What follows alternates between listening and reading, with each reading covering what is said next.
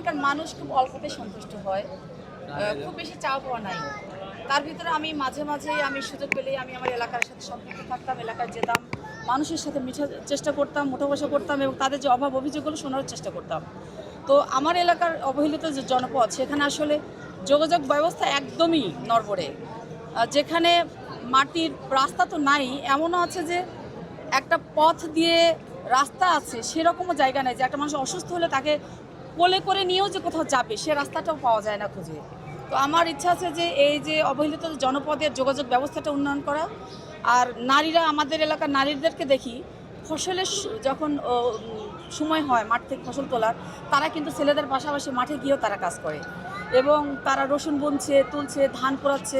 মানে এই যে একটা জনপদ, গ্রাম্য জনপদের যে বিষয়গুলো, নারীদের প্রতি যদি আমরা যদি আরেকটু সচেতন হই, নারীদের দ্বারা অনেক কিছু সম্ভব।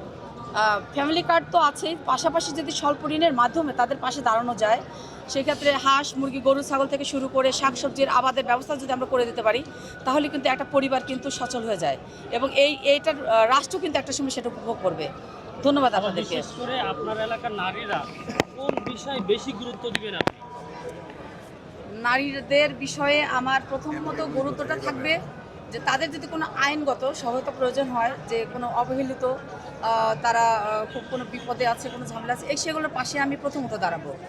এরপরে দ্বিতীয়ত যে তারা যদি কোনো কর্ম করে, যেহেতু তারা কর্মজীবী, সংসার বাচ্চা, তারপরে কিন্তু তারা কর্ম করতে চাচ্ছে, আমি যারা উদ্যোক্তা, যারা কাজ করতে চায়, তাদের পাশে আমি ক্ষুদ্র ঋণের মাধ্যমে আমি তাদের পাশে দাঁড়ানোর চেষ্টা করব।